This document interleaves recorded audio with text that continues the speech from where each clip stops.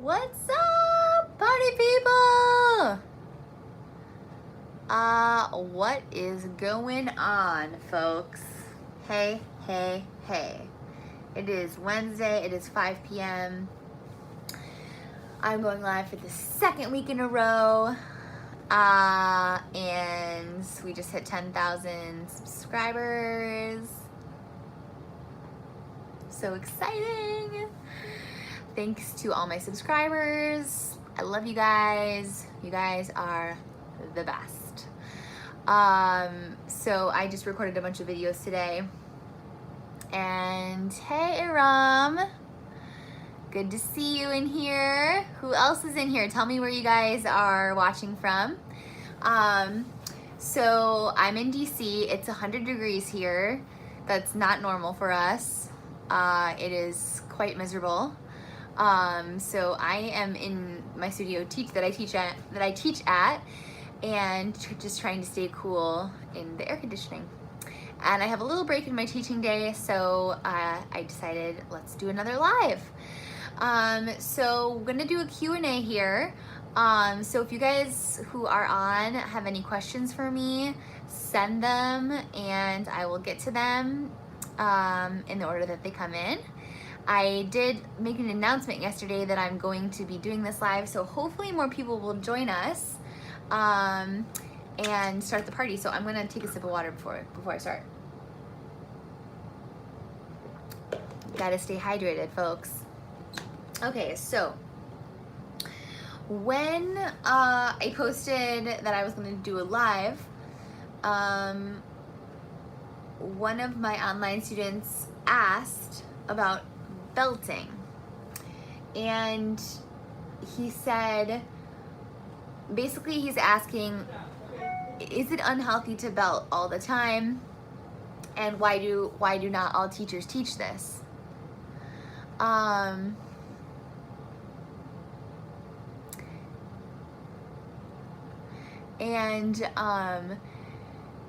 Let's see here. So about belting. Let's talk a little bit about belting first. So I'll keep it quick because I know not all of you are singers. Not all of you want to hear about like a big voice lesson.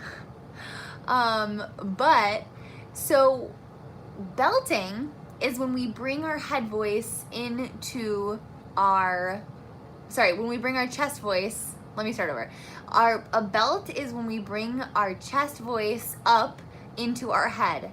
So it's not always 100% of our chest voice, but primarily our chest voice is up in our head. So it is an unnatural thing for our body to be doing. Okay? So when we do it, we have to do it with a lot of care. We have to do it with really good technique. And we need to choose, I do believe that we need to choose when we're gonna do it and when we're not gonna do it. Because when we're in a belt, okay, our larynx is in a higher position than normal. And like I said, our body wants to switch into head voice, right? So if our body wants to switch into head voice and we're literally putting a hold on it, right, to stay in the majority of our chest sound, it's an unnatural thing. And actually it really started, the belters started, with Broadway because they needed to be heard, right? So Ethel Merman, those kinds of singers, those are the OG belters, okay? And they did it because they had to be heard without microphones. So over the years, belting has, morphed and mixed, and a lot of, like, all these different things have happened to belting. But nevertheless, it's not a natural thing to do, which is why it didn't even come about until the 1900s, which when we're talking about singing itself, that's really late in the game, right? Because people have been singing forever. People have been writing down music. People started writing down music more in the medieval ages. So just to give you a brief history on that. So why should we not belt all the time? Okay, because when we're belting, our vocal folds are very close together and they're basically bouncing off of each other, right? So normally our vocal folds are a healthy amount of space apart from each other, and they're doing a full closure like this. But when we're belting, they're already very close together. We're letting a very small amount of air through them, and they're basically going like this, right? So you can imagine that when people do this over and over and over and over and over, and that's all they do to sing, like every time they're singing, they're belting, it's just not healthy. It's not healthy because it wears out your vocal folds. And that's why so many singers, oh my gosh, you guys, I read an article the other day about all the singers that have had vocal surgery.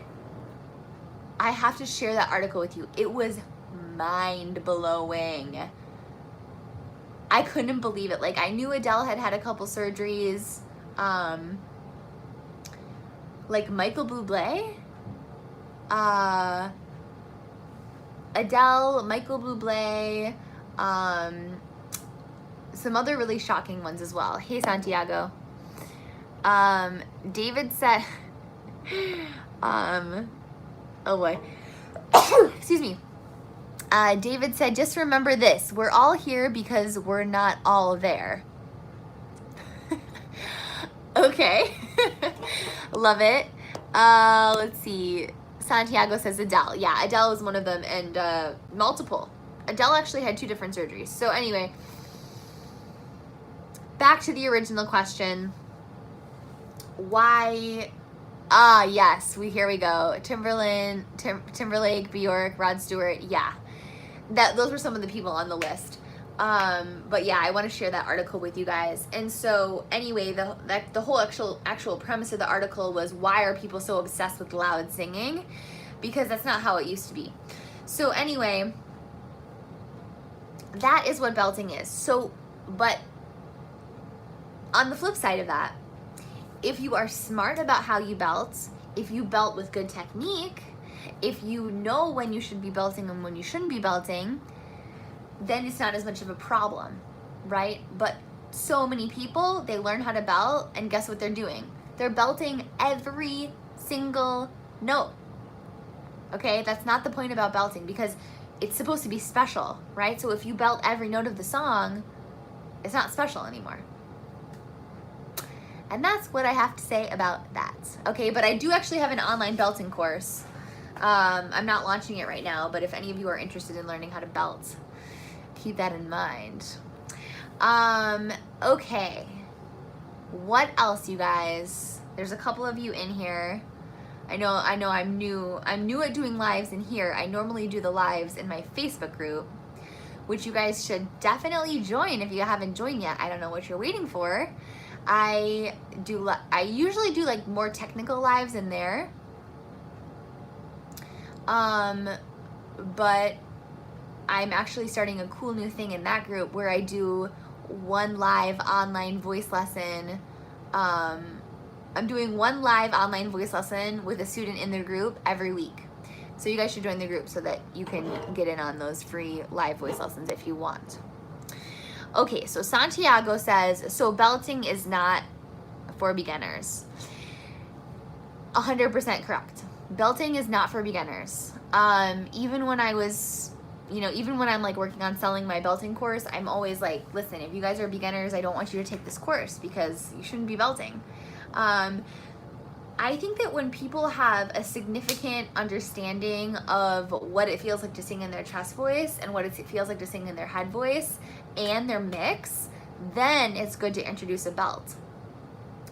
The other problem is a lot of kids teach themselves how to belt, and when you're a child, you don't have the breath capacity to support your sound, so it's not great. And so, I said this like in my TNT Boys reaction, and I got like a lot of like hate about it when I was like, these kids, like, they shouldn't be belting, but I mean, they are. They're good, but they still shouldn't be belting because their voices are extremely delicate when they're that young. And like I said, like the last topic we talked about, like, people blow out their voices, And so I would much rather hear children singers singing age-appropriate songs, and then, after they're done with puberty, then have them learn how to belt. But as adult singers, I think it's important that if you're learning how to sing, that you work on the basics. Like, there's no rush. There is no rush, right? It's when you learn how to belt, it's like, it's cool, but it's not gonna help you unless you have a solid technique to back it up. Does that answer your question, Santiago? Okay, what was the next question? Daniel says, hello from El Salvador. Hello. I want to ask you how to get rid of excessive vibrato. Okay, so that's an interesting question, Daniel. And I do want to ask you, what kind of music, what style of music are you singing? Are you singing pop music? Are you singing opera? And what is it about your vibrato that you think is excessive? Like, has a voice teacher ever told you it's excessive, or do you just hear it as being excessive? And additionally, do you want to learn how to straight tone, or do you want to just pull back on your vibrato? So that's a lot of questions. Hopefully you're still watching so that you can comment back and answer them. But Daniel wants to know how to get rid of excessive vibrato. So while I'm waiting for Daniel to answer me, let me start with this. So vibrato is a healthy function of the voice. So when we hear vibrato, it is the way that the voice is made to be. That is the normal, natural state of the voice with no holds on it. Okay, so if somebody's a beginner and they have a bunch of neck tension, they're not going to be singing with vibrato because they have a bunch of hold on their larynx, right? So vibrato is a vibration of the vibration, right? So the larynx is actually going like this when vibrato is happening. So vibrato is good. Now, if you think that your vibrato is too fast, Santiago said maybe he's asking just to balance it, stable, not too fast or too slow. So I would say that maybe you want to work on really getting the vocal fold closure. Okay, oh, here we go. Hey, Daniel. Daniel says, I first tried to sing, I lost it. Okay. I first tried to sing flamenco, but I feel like I can't sing a straight tone when I try other styles. Okay, so you are asking about vibrato versus straight tone. So this is a great question because a lot of people don't know that it's a choice between singing vibrato or straight tone. So I'm glad that you know it's a choice. Great work on that. So when you want to sing straight tone, what you have to do is you actually have to use more air, and there is a small amount of a hold that you need to put on the voice. So if I'm singing like, ah, that's my normal vibrato, right? But if I'm singing the same vowel, ah, straight tone, it would be ah. So I'm using more air, and I feel that I'm not allowing my voice to make the vibrato. So for me, I don't like that feeling, and I know that I can do it healthily. Like, I know that it's possible to sing the straight tone healthily, but I would, like, any given day of the week, I'd rather be singing with vibrato. But I'm an opera singer, right? So most of the songs I sing are use vibrato. Yes, I sing some fun pop songs. Yes, like sometimes I'll straight tone them, or if I'm belting, I'll belt in straight tone and then even out the vibrato towards the end of the note. But like I said, the way that you straight tone is by putting a hold on your voice. So if you sing flamenco, which is super cool, you probably have a more classical sound. So for you, I would say keep with your vocal support, keep feeling the ease in your throat, but experiment.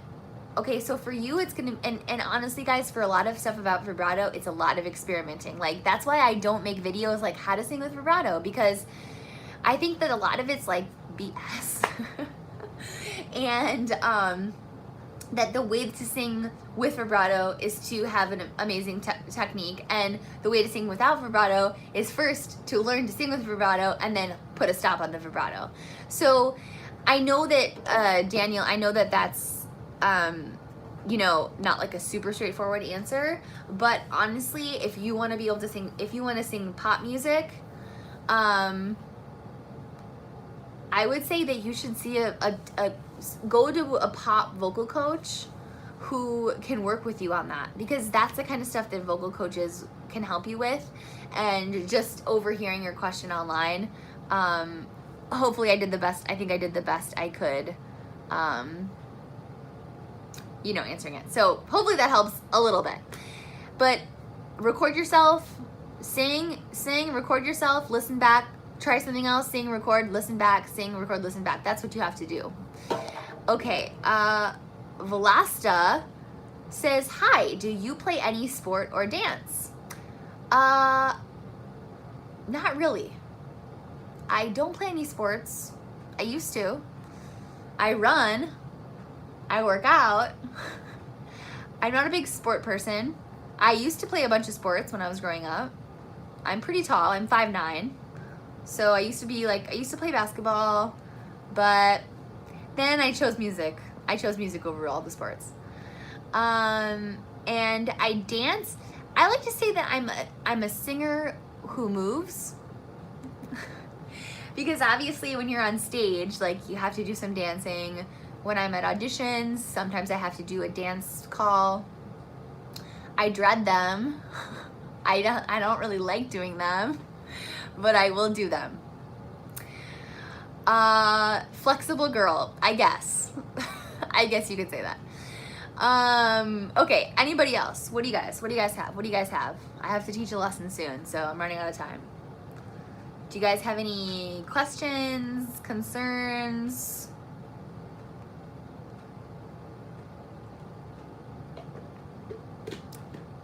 Okay, Kaizen says hello from California. Can you show us some basic vibrato exercises? I have a good natural vibrato and would like to develop it more. Thank you. Okay. Hello California. I love California. Me and my husband were just in California a couple weeks ago. So here's the thing about vibrato exercises. If you have a good vibrato already, what I want you to practice is, in your music, I want you to practice singing every note with the same amount of vibrato. Okay? So when, you know, that's like the top layer. Okay, so the top layer is, I want to develop my vibrato. Okay, so then this layer is, you need to sing vibrato evenly on every note. Okay, throughout the whole song. So then the layer under that is what, you guys? What do you think it is? Breathing and support. Okay, so if you're struggling to make your vibrato even on every single note, it's about your breath. It's about your breath and your support, right? Because if you're not using your breath and your support, guess what's gonna happen? You're gonna be like, ah. Some of them are gonna go flat. Some of them are gonna have no vibrato instead of ah. Right? Every note has vibrato there. So do them in warm-ups, right? I have a lot of warm-up videos. Do some of those. Another one I really like is he, hey, ha, ho, hoo, and then you do doubles. He, hey, hey, ha, ha, ho, ho, hoo, hoo. And then you do triplets. He, hey, hey, hey, ha, ha, ha, ho, ho, ho, hoo, hoo, hoo. So the first one is long enough. Notice that the first one was long enough to hear a vibrato. The doubles, you can't really hear it because I'm not on it long enough. And the third one, you definitely can't hear it because I'm on triplets. But the idea is that if I held those notes for any longer, that they're so buoyant and they're so supported that if I held them out any longer, that my voice would start vibrating. And so it's when we're working on consistency in vibrato, right? So by the way, you guys, this question about consistency is vibrato is different than learning how to sing with vibrato, and it's also different than learning how to sing straight tone, right? Because this this student is saying that they already have a pretty good vibrato. They're trying to get it to be better. Yeah, so oops, sorry, I low battery, of course. Hopefully that helps. But if you're at the point where you really want to strengthen your vibrato, you should probably also be taking voice lessons, because that will help you. You can take them with me if you want. I do Skype lessons. Okay, so Daniel says, thanks for your answer. I love your reactions. Enjoy your sensibility. Thank you, Daniel. That's so sweet. Vlasta says, leg split challenge. No, thank you. Usernames? Oh, I get it. Usernames. I get it. Says, I agree, Lauren. I'm the best. Great. Okay, guys. Do you guys have any other questions? Anything. Try me. This has been a really exciting Q&A. You guys came, you showed up, you prepared.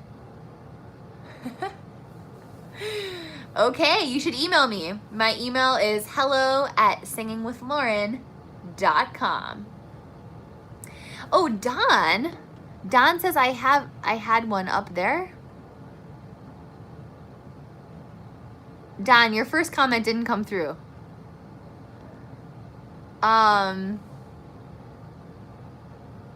Don, if you had a question, I don't see it, so you should re-comment it.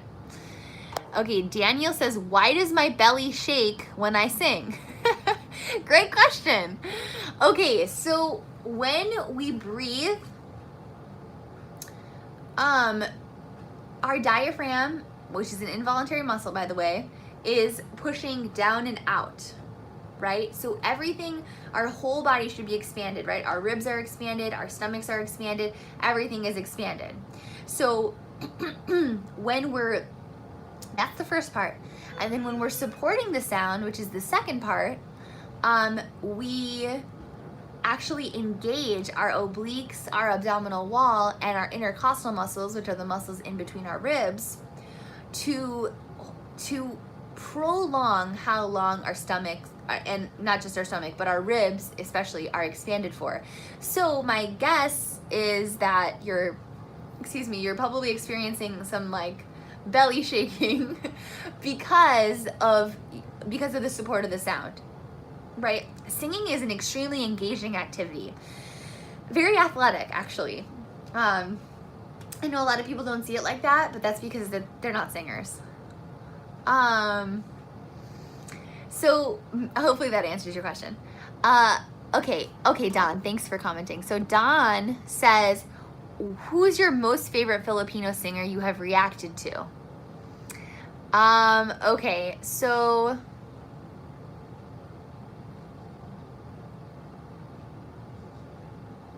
I think I'm the most impressed with Morissette. Definitely the most impressed with her. She just has like a really amazing facility of her voice, and she doesn't rely on auto-tune, which don't even get me started on auto-tune, you guys.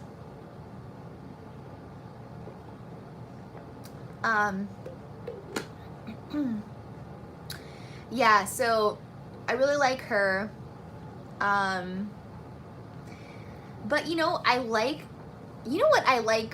I really just like about all the Filipino singers in general is that I really love that the culture around singing in the Philippines, because that's not what it's like in the United States.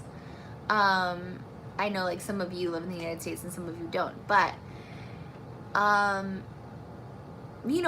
music and live art is like very, very under supported right now, I would say.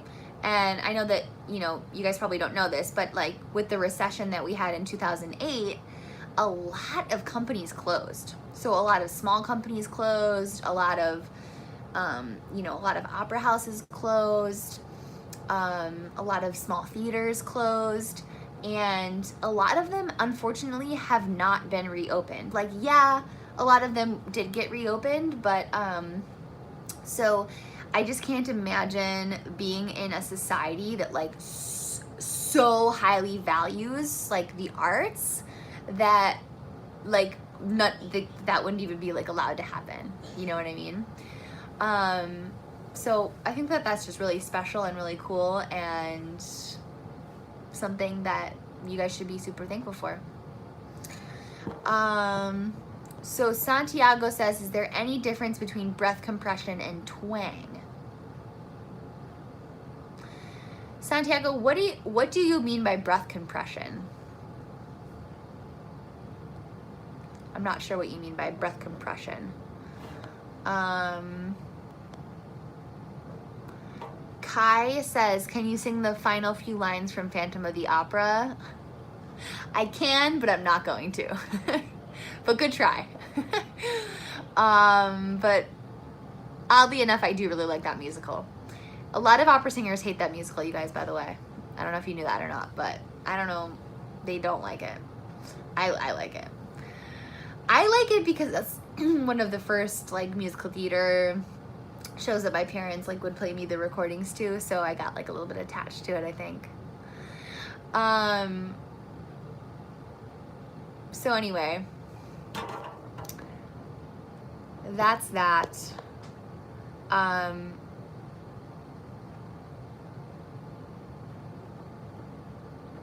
Anyway, guys, thanks for coming. Oh, Bernoulli compression. Okay. So Santiago's talking about the Bernoulli effect. Okay. So the Bernoulli effect is what happens when air blows through our vocal folds, right? So if I take, let's see here. I don't know whose music this is. Okay, so if I take 2 pieces of paper and I blow into these 2 pieces of paper, what do you think is going to happen? Do you think they're going to blow together or blow apart? Okay, watch this.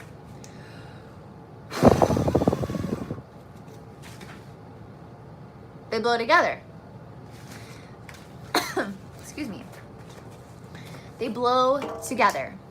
So that's what's happening when the air comes up through our trachea and comes through our vocal folds. The muscles in our in our larynx bring the vocal folds just close enough together so that when the air comes through, the vocal folds come together. So that's the Bernoulli effect.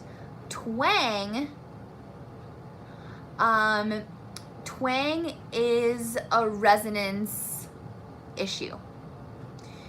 So resonance meaning how we're forming the vowels, where we're forming the vowels in our mouths, and also if we're singing with an accent, basically.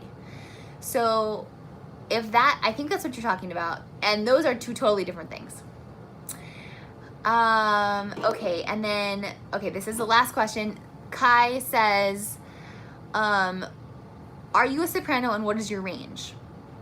So I am what's known as a mezzo-soprano, which means that I have a very similar range to sopranos, but I have a little bit of a lower extension, and the meat of my voice is my chest voice. Although I can sing many high notes. So what is my range? Let's see. So my range is about, I would say about an E3 to like an E6. Is that right? I have sung higher than that and I have sung lower than that, but like the music that I sing doesn't really go much lower or higher than that. Okay, let's see. Santiago says, do you have IG? Yeah, I do. So my Instagram is Lauren Anderson Bustami. Lauren Anderson Bustami. That's it. Lauren Anderson Bustami. Follow me. And then Santiago said twang doesn't need to be belted, but belt sure needs twang. Is that statement correct?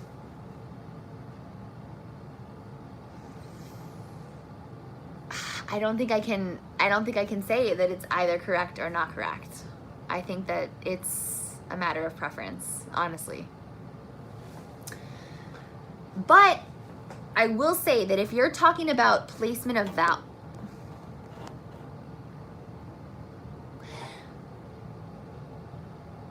I think I know what you're talking about. I think maybe you're talking about that belting needs to have a very forward resonance, and if that's what you're talking about, then yes, 100%. You can't belt a vowel if the vowel is like oh, right? You can only belt it if it's ah or or something like that. Eric, hi Eric. Thanks for commenting hi. Okay, you guys, I gotta go. I need to eat a snack and then I gotta teach a bunch more lessons. So great having you here. I'm gonna be trying to do this every week, and I hope you join me. Tell your friends, and I have a really good warm-up video for you guys coming out this Friday. So I hope you enjoy it. I hope you look forward to it, and I'll talk to you so soon. Bye.